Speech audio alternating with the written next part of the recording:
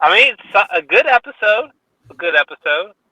Um, Unfortunately, I'm starting to accumulate some noticeable flaws, but and I'm just talking in general for the season. But I thought it was a good episode. I don't think that there's been a bad episode yet. I don't think so.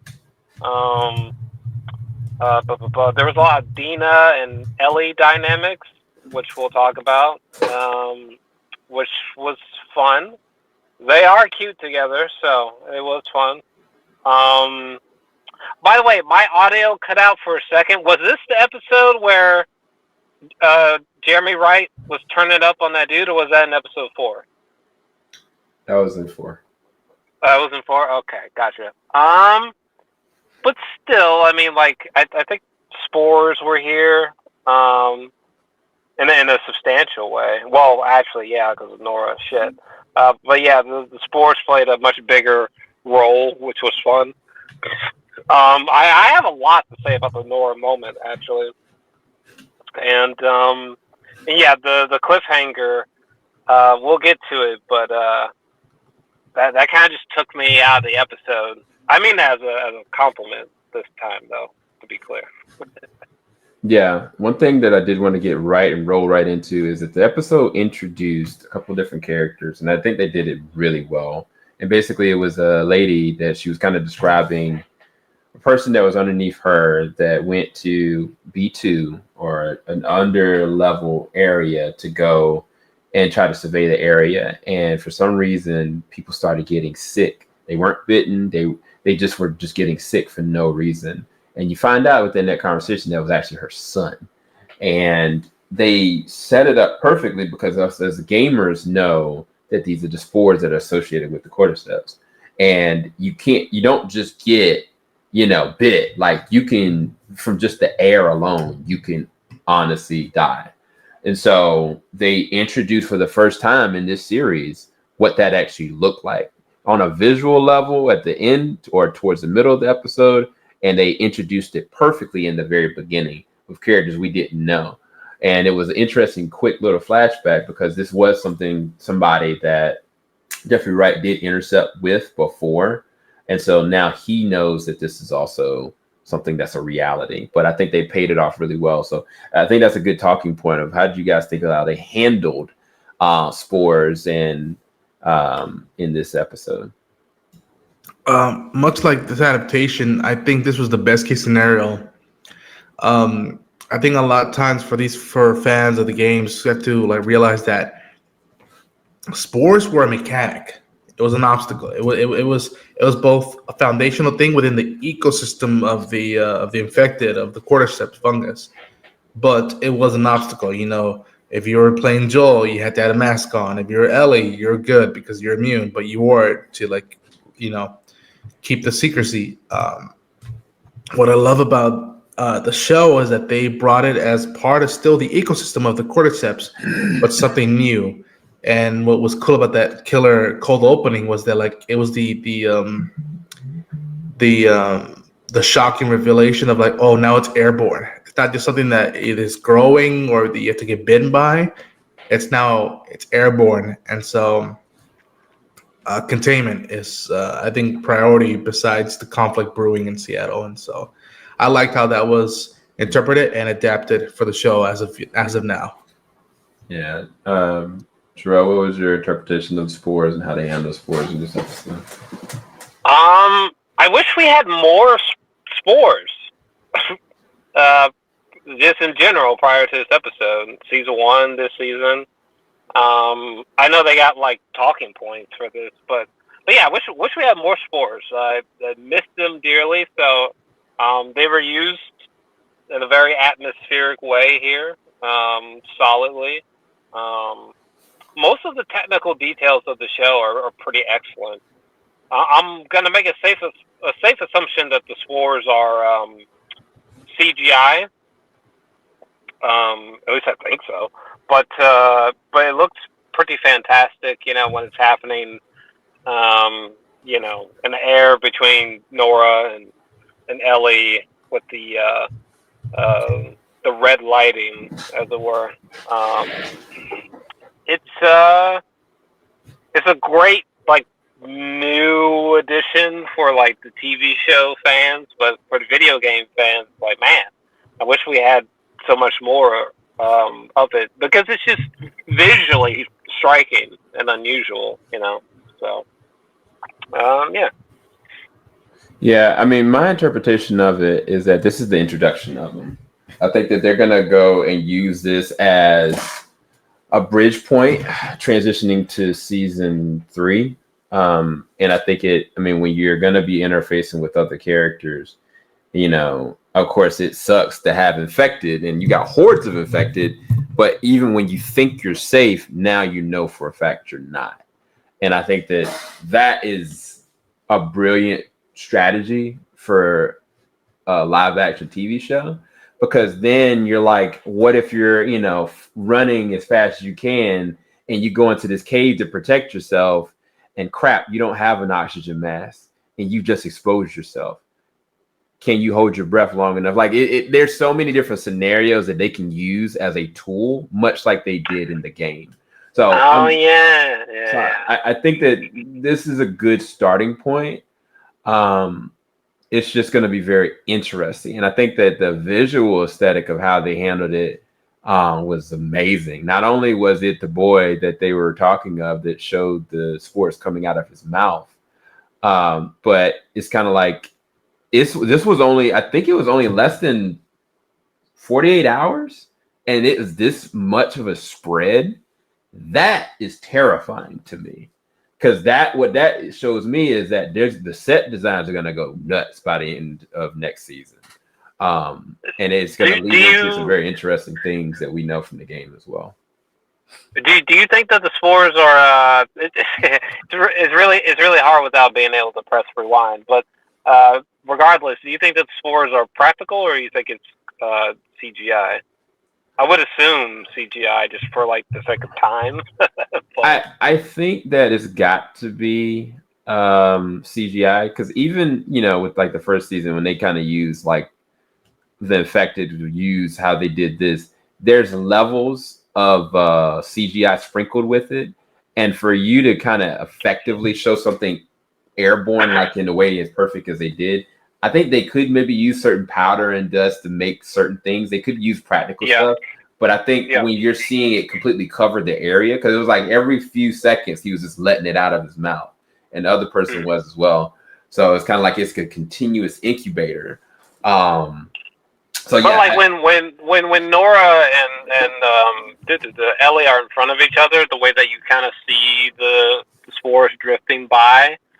I guess in that sense, you would say that's still like the effect. Do you think it's based on something practical? You think they have like some kind of snow machine going or something?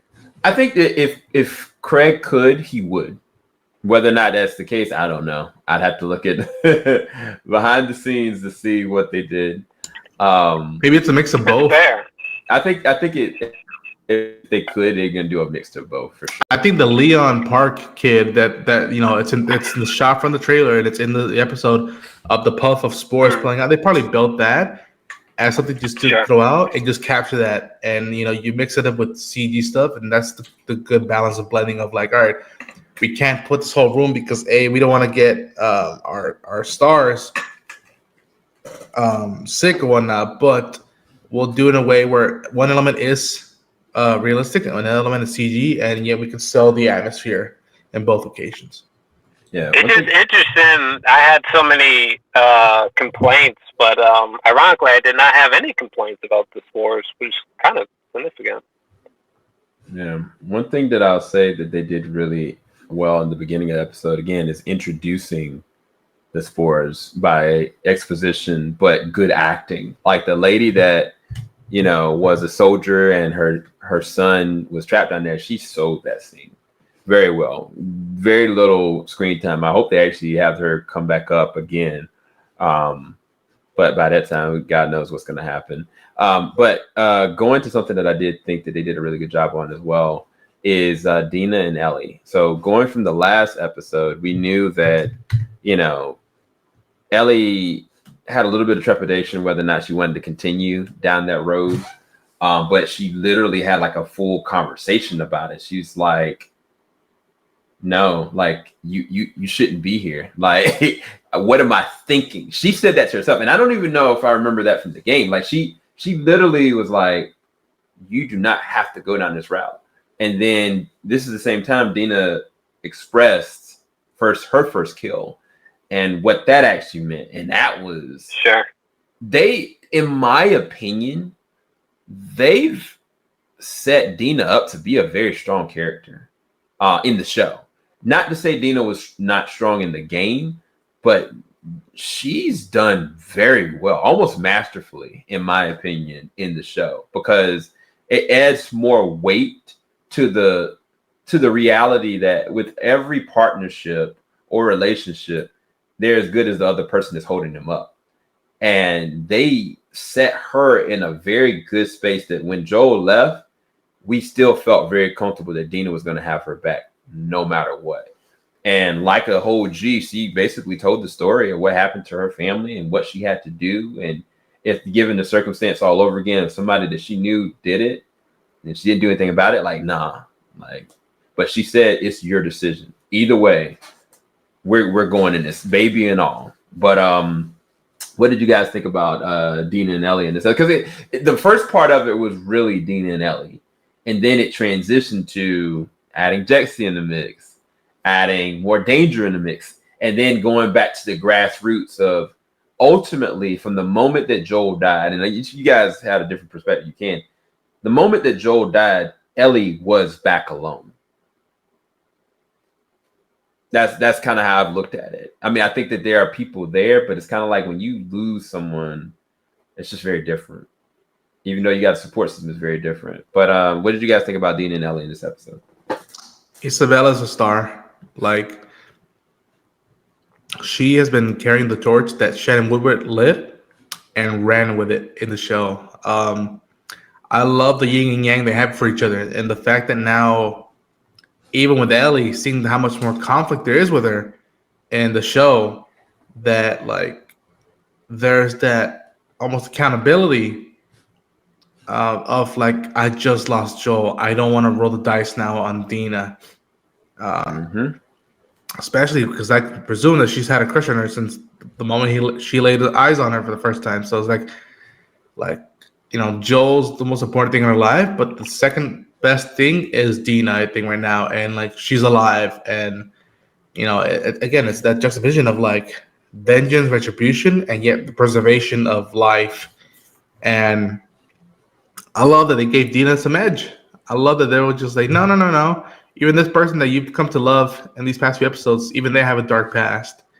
And I just love how their friendship and relationship has just been building up in an organic way, and how you see the teases they have for each other, and then they finally express their affection for one another, and then now beyond that, how much they're willing to back each other up. And I appreciate that from character perspective, fan of the characters, and just writing perspective. Just like, you know, in an evolving state, baby or no baby, outnumbered or having the high ground, that they're all the way together. And again, it was a beautiful moment just to have Elliot for a second really contemplate her options and, you know, raising the stakes. So I appreciated that. Yeah, they really did. And I think that it made Bella's Ellie more mature for actually thinking in that route. Because there are certain hurdles that, from a visual aesthetic, some people just look at Bella as not a great fit visually. Like, she doesn't look like she's grown at all. It doesn't this. But they've done subtle things that Bella's been able to capitalize on. And it's not just darkness, it's transitional decisions based on circumstance. And I think that her realizing, crap, it's not just Dina, like, it's the baby. It's also responsibility, because Jesse's going to have it over her head. Tommy would have that over her head. And it's just interesting when, you know, Jesse does show back up. You guys are going to have to help me. The situation with them, that's what I was going to ask Jor-El about, when they got cornered. Oh, man. That was a lot. because they set up perfectly. Was it the first episode for the Night Stalker or the Stalker? The Stalker, yeah. And then when they went into the room, and Ellie was like, "All right, I know how to deal with this. We're prepared this time." And like, he was like, "Okay, I got your back." Then all of a sudden, they see 2. Then they see 3. And then they look behind them, and they're everywhere. Like, the practical and the setup for that was near perfect. I was like, y'all need to run. Like, now. Like, there's nowhere you can go. Like, this is bad. And it got to the point that they ran enough to get away, but not, because Dina had to barricade herself into a fence.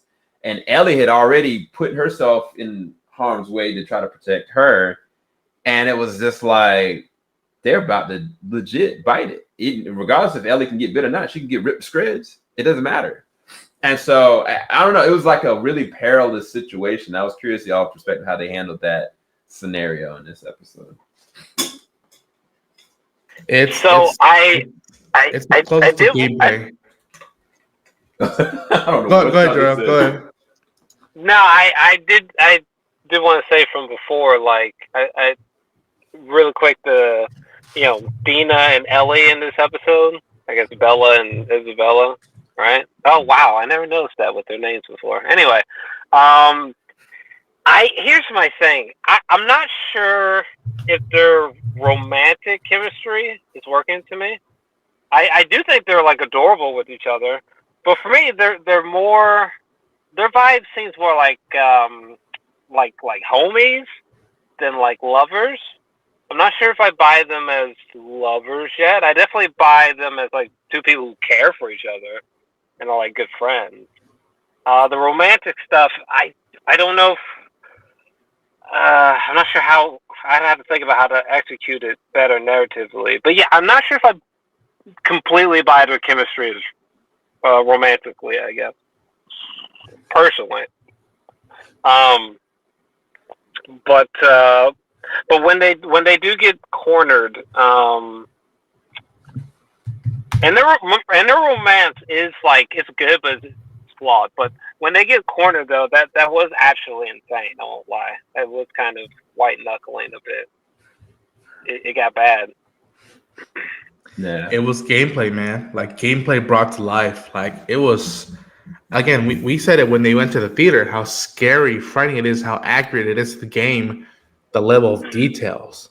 And yeah, it was, again, it's a simple thing of seeing 2 actors just behind some thing, and then look up to the flashlight and you see 1, wait, 2.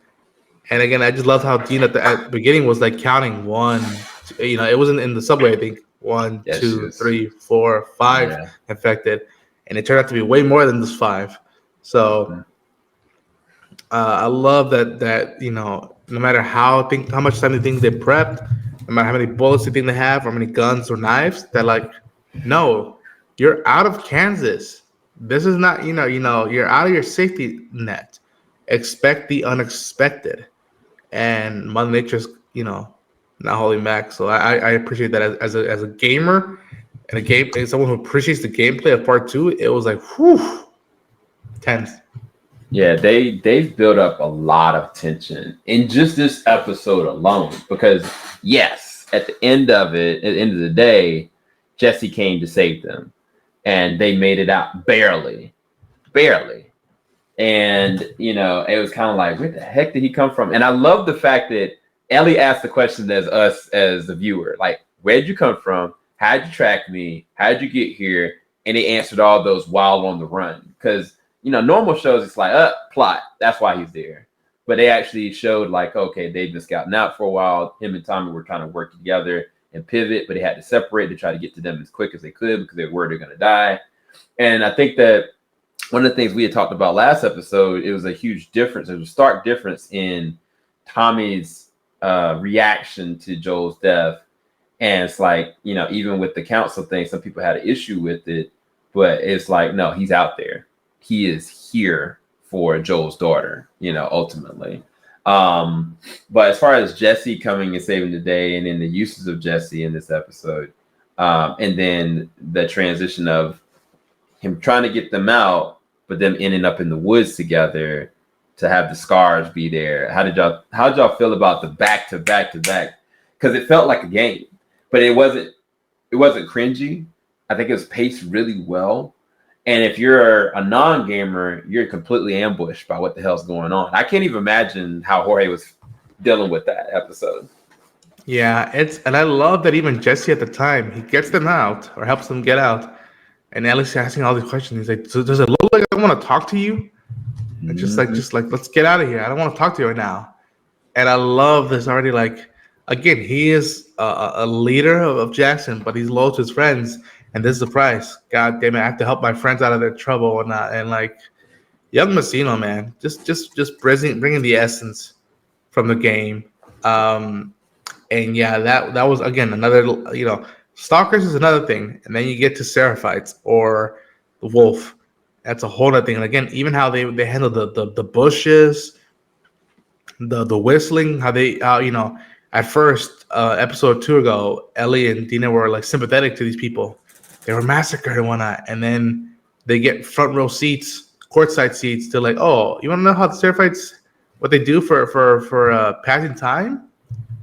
And they see, the mutilating sequence of somebody's guts. And I love how the lighting worked and how, again, almost audio right out of the game of like, may she serve, or whatever they say, may she guides us. And they all like, bow, may she guides us. After, and again, they time it right. They spread out. They light up the whole place. They whistle, nothing responds. Okay, they gather around and keep looking, and I love that. Yeah, that's a great point. I forgot about that. My head goes, okay, they saw the scars, they ran, but no, they were terrified because of what the scars did. Cornered somebody and disemboweled him from sternum down. And that's right. And we get to see how. We saw a lot of people hanging up, but we didn't understand what that actually meant. And I'm not gonna say they sacrificed this man, but I don't know what he did, but I don't think he deserved that. And he was pleading for his life, and they just witnessed that, and they were like, oh, hell no. And matter of fact, what was so dope about it, it was messed up about it, was they got cornered again. Because Dina got shot with a freaking arrow. And they had to make their way out of there because they were compromised. Like, they had left one warfare to go to a brand new one. And I think that the way they handled that, bro, was just dope. It was dark, but it was really freaking dope. And one of the things that everybody had been saying from the first season is like, give me more action. I don't think they were ready. We said this last season. Everybody was like, "Oh yeah, no, I want more." Like, dude, just wait, and y'all getting it now. But how do y'all feel about the transition from the Stalkers to the military? Well, sorry, technically it's the Stalkers, then it's the Scars, and then it goes back to the military. But how do y'all feel about the transition from the Scars? I'm sorry, to the Stalkers to the Scars in this episode? You talking about like when they were in the fucking woods and they got surrounded by the fucking Scars? That was actually like one of those scenes that probably solidifies the show or the episode not being bad. Because even like as someone who knows for the most part what happens next, there's like a level of intensity of like they just ran into like the wrongest niggas ever. Most coordinated, woodland dwelling people ever. You know what I mean? Like, my God in heaven. If I was Ellie or Dina, I'd be pissed scared, okay? I'd be terrified. Lord Jesus. I can't believe that they kept moving after that little beat. Like, I would have been like, listen, bitch, let's just squat for like 40 minutes and then we'll move. You know what I mean? Like, for real. Like, it's that serious. So they are not people to play with. Yeah, I mean, you gotta think about it though. Mentally and emotionally, they just left a horde of stalkers. and then okay, but clearly these people are intelligent. Clearly these niggas aren't intelligent. Clearly they're like surrounded, or they're like, outnumbered in a way where, like, even if it was just 4 others, like, hold on, like, they might have like a skill set. What I mean? So this is my personal perspective, and again, I have hunted before. The moment that Dina got hit, and she did everything she could to keep her mouth closed, she was compromised. Just even if they did squat, if they walked over them or walked onto her, she was done. They were all done. Like, realistically, they had to get her out, because it'd been one thing if they were able-bodied and they could kind of like sink low or whatnot. Like, she was in pain. Like, she had a whole arrow sticking out of her. And if they came even close, and they didn't even know where they were coming from, they could have been on the grounds too. And so my perspective is, Jesse made the right call, slowly getting her out and then them splitting up. I thought that was the only option they had, because if not, she would have been the thing that would have got them killed.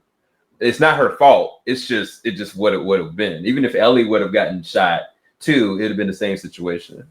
But when they first realized that they were surrounded, they paused for like just a moment, right? and then they moved on, right?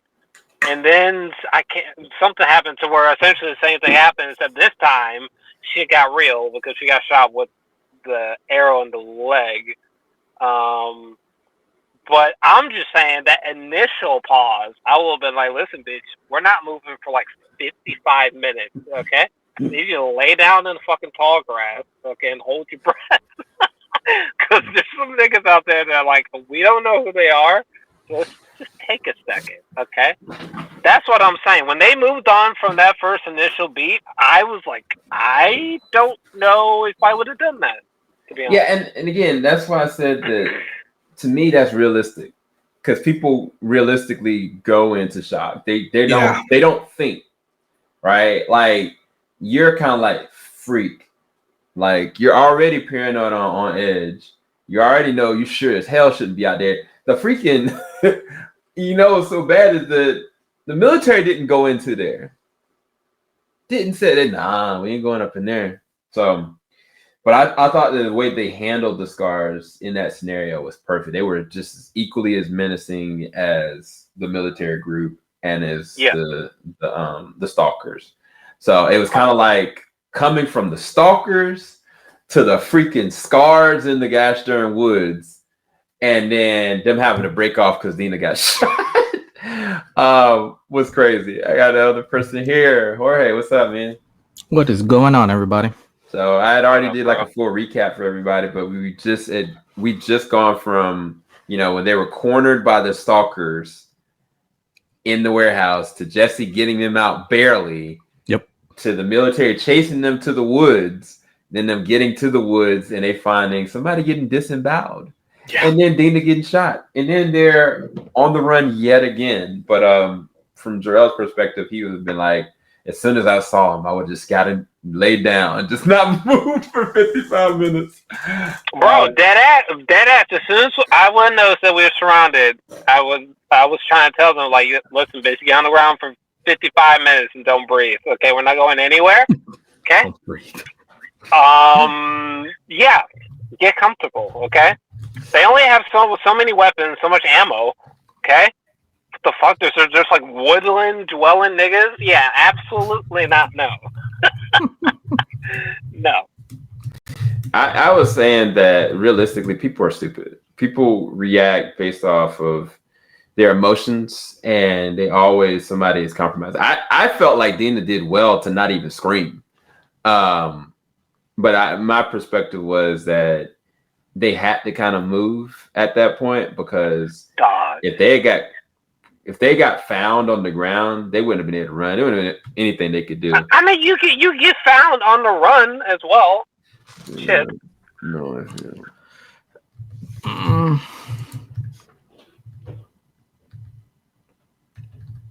What's your perspective, Jorge? Nah, I mean, Or it's like I'd be dead out there. Yeah, I'd be doing one of these, like, go on my own terms. No, I don't think that that laying down and playing, being invisible, is the right answer. But I do agree with you. I think when in shows like this, you kind of have to think like none of us would. We don't know how we would react, like if we run into, especially with everything that they've gone through already, in the sense of like what they've seen and all that. There's no way I'm staying still. Like I'm jetting out of there as fast as humanly possible. Yeah, so what ended up doing from that point is Jesse got Dina and went a different direction, and Ellie went to try to draw them away, and she kind of made her way through, and she made her way back to the compound. Now, this is where it gets interesting. When Ellie made her way back to the compound, she saw somebody that she recognized, and lo and behold, that was Nora. And because she found Nora, Ellie's emotional trajectory changes quite a bit as well. Now, this is very reminiscent of the game.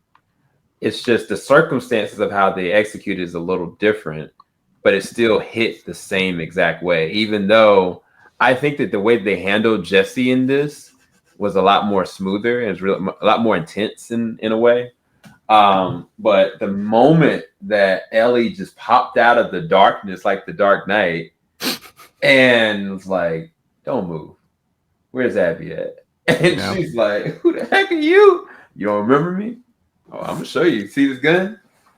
And from that point, Nora knows like how bad it is. Now, I wanted y'all's perspective when Nora starts to tell Ellie what he did. And again, like, I was kind of like, I wonder how they're going to play this in the show. Because we know, right, how she was told. But I think the way they executed in this was cold. Like, you saw it on Nora's face. Like, do you know what he did? Do you know the lives that he ended that day? Like, you just cool with this, Spider-Man? But I was curious y'all's perspective on how they handled like their interaction. As cold as Nora was in the way that she said something, I felt like Ellie was equally as cold in her delivery of, Nora's rebuttal. Like, so how did they do it in the game? Just out of curiosity, for those few of us who have not played the game. Almost the exact same way. Like, again, I mean, in the game, you have to go through gameplay and make your way around into the building of the hospital. But you start hearing that, they're moving stuff around, that a little bit of key puzzles of where Wolf is going against the Seraphites. And you finally encounter Nora, and it's almost the exact same dialogue. Although in the show, Nora admits that what they did was effed up, but she doubles down and be like, "Yeah, that bitch got what he deserved." Mm-hmm. And Ellie reacts the same way. Nora throws her almost the same thing and whatnot. Mm-hmm. And it's just a race and gameplay of trying to chase her down and either kill her or torture her or make her talk or whatever may have you. But yeah, it's fascinating how the show is giving them more opportunities to confess for their sins, if you will, while still being like, "Yeah, I would do it again and again and again." And I love how they're giving non-gamers a piece of the puzzle, and yet, you still don't know what the overall picture is going to be forming by saying, "Oh yeah, I know what he did, and I don't care." You kill him that way, like no, that's not acceptable. So. Yeah, it was just kind of like, it felt like a little bit of breathing room to really get an understanding that Ellie knows what Joel did, but she doesn't care. Yeah. And it's like, not to say that she's not empathetic, but at this point, her emotions are turned off, right?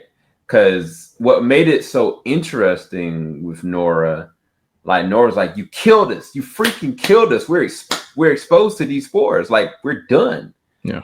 And Ellie just kind of like, that whole interaction, like Ellie was like, does that look like I'm sick?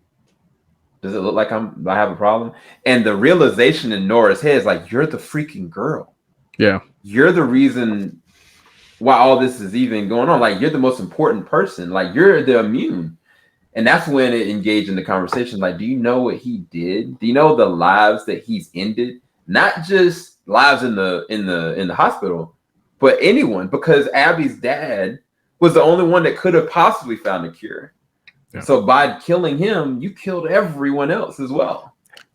And, I do think I think with the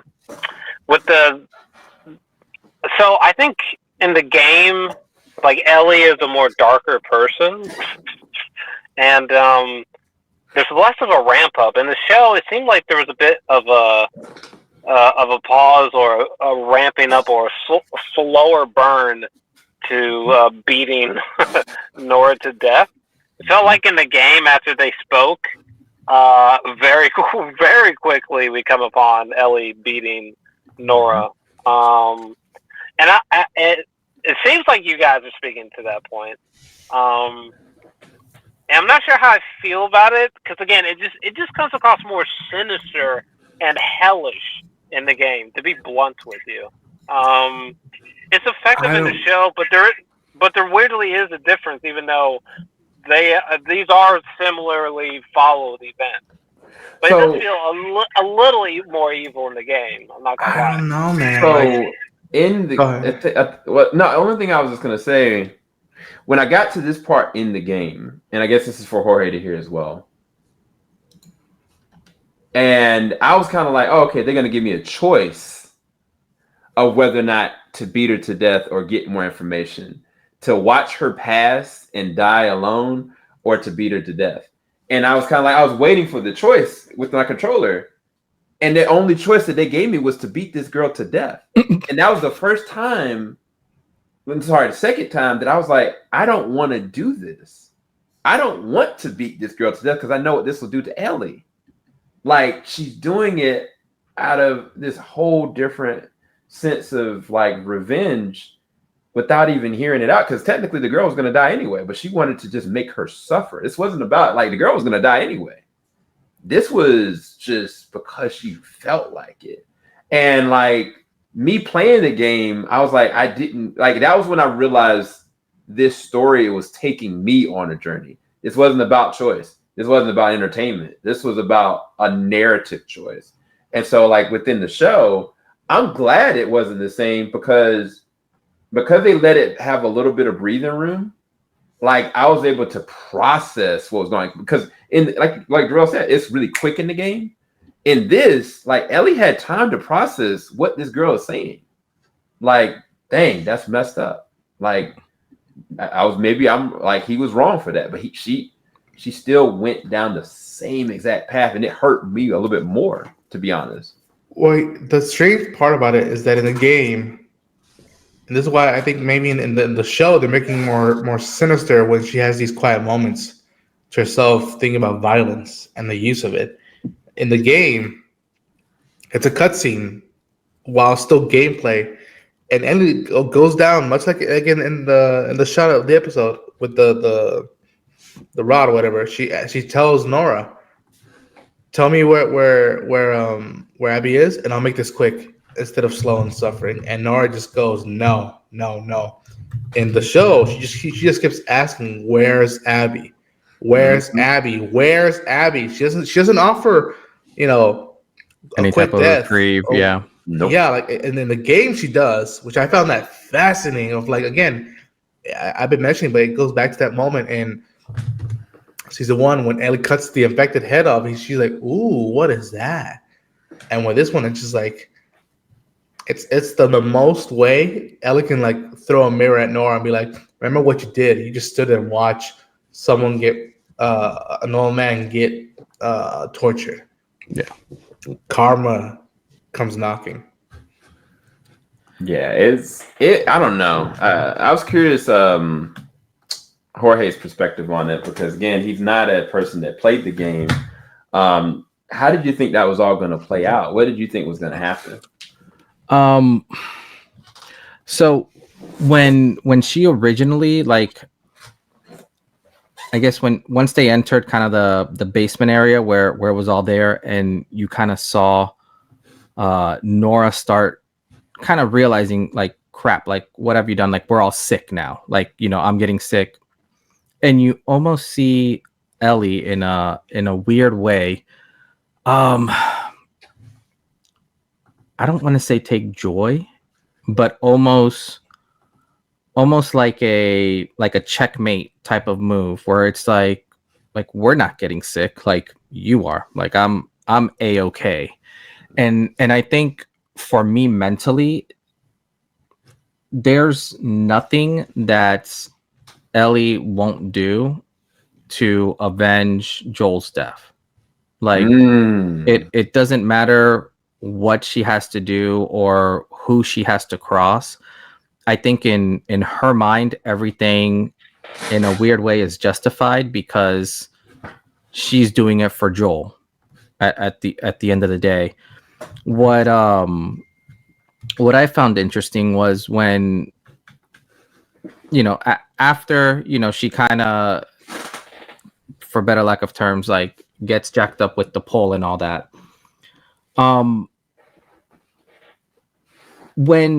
And this may be a question that you guys can't answer.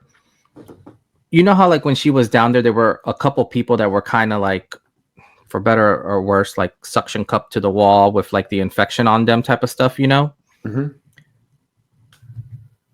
If the infection gets on Nora, how smart is the infection?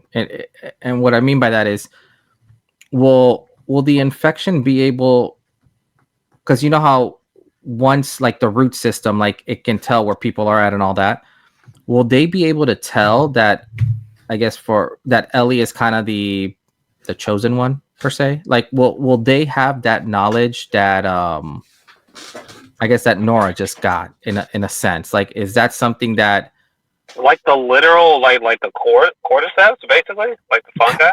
Kind of, yeah. Like, if once it kind of gets in, because in a weird way, like, when she's against the wall, and if it sucks, her into it, does that gain the knowledge of it in a weird way? Like, do they understand what Nora knows, or does it just, once it takes over, is it just... Okay, so first off, that's just insane. All right, I've never thought about that.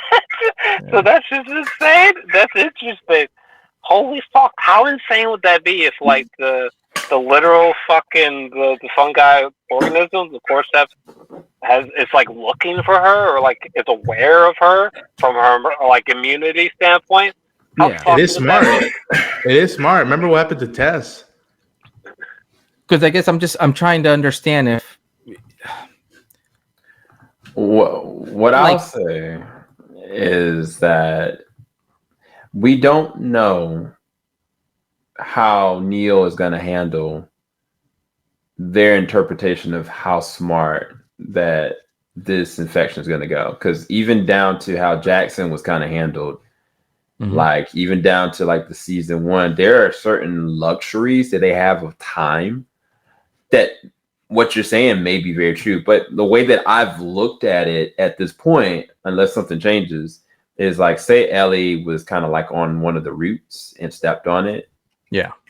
I think that would be an immediate, like, trigger. But to your point, Ellie was directly in front of a guy with his mouth open, like, illuminating spores. I mean, I think it'd be really interesting. And not just that, it was like within a matter of 48 hours that much spreaded on him, because he was only down there for a couple, like, maybe a day. But as far as I know, I don't think that's possible. But it would be very fascinating if it did go down that route. Well, yeah, because I'm just trying to think, like, in the scene where the town gets jacked up. Realistically, they chopped at the root system, and the root system kind of was like, oh, they're all right here, and everyone knew, the infected all knew to go there. They did. So in my head, it's like, if the infected is taking over people, I guess in a weird, like, what controls the the infection itself? Like, what other than like just trying to feed its, you know, its hunger, I guess. But it's like, does it get smarter? I guess in a weird way, because I know we've seen a lot of new. I was about to call them aliens. Variants. Yeah, like different types. Like you have like that giant bulldozer type dude. You have the normal guys. You have that creeper that runs like 100 miles an hour. Yeah, the stalker. So it's like I'm just trying to understand. They had to have evolved some shape, way, or form, and it's almost like what stops their intelligence, I guess, in a weird way. Like where does it cap off? Yeah, I think we as gamers, there's only but so much information that we actually have. But I'll say that because even the way they implemented spores in this episode much later than we did in the games, that's a whole nother thing. Like, because if you're in an area where spores are, you're done. If you don't have a gas mask on, like you're dead. Yeah, in the game, it took Joel and Ellie to go through an area of spores with Joel wearing a mask to actually believe that Ellie was immune. When he saw that, he's like, "Holy shit, you are immune." Yeah, she's like, "I told you." And so, like, yeah, the cordyceps, the fungus, the infected, they have an ecosystem. Yeah, they do have different levels of evolution. Yeah. Okay. But to tap it all off, as Ellie proceeds to just beat this girl to death after she's already confessed, like, look what this man has done. And she says she didn't care. As she's beating Nora, they flash back. And the first person you see is Pedro Pascal's Joel. And an earlier moment, a happier moment. And then they just end the freaking episode. And I don't think I've seen a cliffhanger end on a happy note and at the same time a hurtful note. Like that hurt to see that man again, but at the same time I was like, man, it's so good to see him again.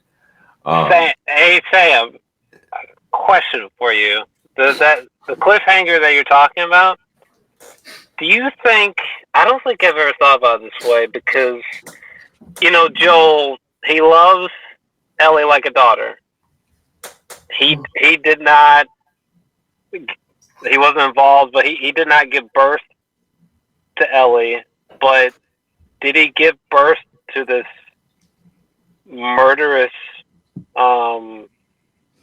Sometimes, at least in the game, you almost wonder how close to evil she got. Did he give birth to that though? I'll answer that question with what Captain O'Hara said last episode. No. I think even the way that Jorge kind of described it from his perspective, like she had things in her before she intercepted with Joel. Yeah. Even like when she was going, I think that Ronan brought it up when she was just like interfacing with one of the heads of one of the infected, like that's like homicidal behaviors. Like those are like violent tendencies that some people have inherently. They're able to adapt through it or change their mood swings, or maybe they keep it under control. But Ellie had things in her that I think that Joel maybe probably noticed. And at the same time, I think he nurtured her at the same time. But she unfortunately had things in her. And I don't think anybody truly understands the levels of what is going on with Ellie, except for Ellie. That's my personal perspective, because there's too many indications in this that she had this in her that she's been trying to hold docile. Even I think Ronan brought it up last episode when she had to kill God, what's his name? Daniel? David, yeah. That whole, I mean, yes, you can call it a fight or flight situation, but that whole situation, like, it takes a specific type of person to get through something like that. It's a watershed moment, and that didn't have anything to do with Joel. So that's my perspective. Go back and watch our reaction. I literally was like cheering, and then within an instant, I was like, "Oh no!" I kept saying, "Joel, please get her out of there! Like stop it!" Because she's she's burning her soul away like that, like kept going after it. As justified as she was, that was destroying her soul. And one can make the argument that maybe Joel did his best to help her hone in on that natural instinct and look at it through a different angle within those 5 years in Jackson, because he probably knew that like I think Gail said, they walked in parallel ways, that like they complement each other, that they were symbiotic, and so maybe do you feel this? Do you feel the same way? Do you feel the same way about video game Ellie? Video game Ellie. You see, that's the thing about the beauty about that game, is that game was so much at moments way more subtle that they left it to us of like whether she was more like this on her own or was this just what she got from Joel. And I think when you look back at it, him saying, you know what, I'll teach you how to play guitar. I think that was one way of trying to be like, all right, let's think about less about killing and let's think about art more. Let's think about singing songs and play guitar than knowing how to use a gun. I think almost channeling her anger and her passion in a more positive route. Yes, I think. Yeah. But then at the same time, one would say, it's so hard for me because, I mean, don't we all have a darkness? But most people don't usually fucking do something crazy. But if they were pressed, if they were put in a certain situation, it's like the fight or flight type of thing. We could have a deeper discussion on this. I do know that there are some people in our population that they feel levels of rage and things inside that no one really knows, and it's just left dormant. And the fight or flight it works as a reactant more so than an enabler. Like, it's not as though like, oh well, this moment made me go. Like, some people have certain things in them inherently in their head that they know for a fact what they would do, but they're just not put in that kind of situation, thank God, to do it. So yeah, we can go into that deeper later, but this to me was a phenomenal episode. There's so much in this. Yeah. I mean, it never stopped. I really don't have any negatives about it, to be quite honest with you, because even in the beginning, there were certain layers to Dina and Ellie that they needed to have those foundations there. And now you have Tommy that's out there. I don't know how he's going to react to this whole situation. Yeah. Jesse's already feeling his certain way against Ellie. Not against her, but because of her more so than anything. But Ellie, for all intents and purposes, is not Ellie anymore, or if she ever was, whatever your interpretation of what Ellie is. But I thought this was a 10 out of 10 episode. This is one of the better episodes for me. But yeah, what is your closing thoughts on this episode? Shoot, I'll go. There you go. No, yeah. I was trying to think of the right words. Just the intensity just riled up, and the stakes keep getting higher. And I just love that nothing's been let on. That like from the settling in space, a moment of like relaxation, just like calmness for Joel's morning, and then wrapping it up of like day one of Seattle, and now we're getting deeper into realizing, of what Seattle offers to Ellie and Dina, and now Jesse and Tommy. So yeah. I dug this episode a lot. Yeah. Jor-El, what was your closing thoughts on the episode? I definitely thought it was good. There's certain things that give me reservation, but I definitely thought it was at least good. And Isabella as Dina is definitely not only my favorite part, but like if it wasn't for her performance, my flaws would like quadruple.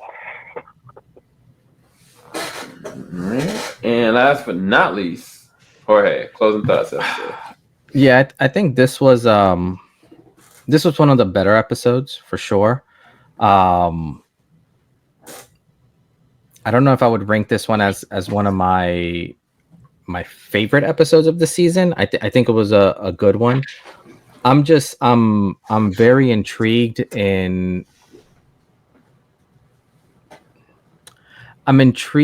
how Ellie's story is going to unfold in this whole mess, because in a weird way I feel, which sounds weird, Abby, as soon as she killed Joel, it was like she was good and done with. Like she kind of put it to the side, you know. And I think Ellie is the complete opposite of that. And Ellie, she's one of those, like, you're either with me or against me, and if you're not with me, like, you're dead. So I think it'll be interesting kind of seeing, in a weird way, the villain story of Ellie coming out. And I kind of wonder if they will show. I wonder if the show in these few episodes that we have left, I wonder if they'll kind of turn the landscape around where you kind of, I don't want to say feel justified for what Abby did, but understand it more, and kind of, I don't want to say be okay with it, but if you can justify her actions at the end of the day. Because I think with Ellie, it's more blind raged, where she really doesn't fully understand what she's doing or what she's capable of, I guess, in a weird way. And I think Abby had a very direct mind of, I'm trying to find Joel, I'm going to find Joel, and I'm going to kill him. And I think Ellie is the complete opposite, in the sense of, like, yes, I'm going to find Joel, but I'm going to kill everyone in my way that's not getting me closer to, like, Joel's killer. So it'll be interesting, but I'm also more curious of how everyone's going to react to knowing Ellie's kind of secret that she's had this whole time. Like how that's going to spin the narrative around, because Ellie may end up being a soldier of one, like a lone wolf at this point. So I'm excited to see where this story goes, but at the same time, I think there's only 2 episodes left, 2 or 3? 2 episodes left. Yeah, so it's like, how much can you truly pack in 2 hours? Let's say. Right. That's my issues. Yeah, that's my issues. Even right now with Jesse's the one who saved him. Like, we have no idea what's going on with Tommy. Like, what's going to happen? Like, there's just so much happening, and then you have the city in the background that they're rebuilding and all this, and Tommy and Jesse left without anyone knowing. So now you have 4 people that are missing, that are, one can say 3 out of the 4 are actual pillars of the community. Yeah, corners for sure. So it's one of those things where it's like, how there's just a lot of story, and I know there's like a season 3 coming up, but it's like, how are you gonna wrap these arcs up, and then still, even if the next season is 7 episodes, like, you have 7 hours to close so much story. Thank you. Okay, this man just articulated, like, probably, like, at least like 85% of my problems with season 2, for sure. We don't have the time to go into this, but if you want to go back 2 episodes, I broke down all of that, and I think I broke it down for Jorge and for Eden, in the sense that the second game is comprised of 2 different seasons, and it may end up being more than that, but there is going to be a point in this season where it's going to cut off, and it was not designed to cut off like that, because that's not how the game was designed. That's the simplest way I can put it. So, but we're gonna... actually, with that, before you jump, because you guys have a better idea of where, theoretically, you guys have a better example of where it could cut off. Where it's going to pause. Yeah. I'll put it like that. For someone like me who's never seen this, like never played the game, the only thing that I can justify it cutting off at would be Ellie having to pick between saving Dina or Tommy, and then it cutting off, and then we have to wait till season 3 comes out. But damn, Jorge. On that note, we're gonna go. There you go. We'll talk to y'all later. We'll see y'all on episode 6. Peace.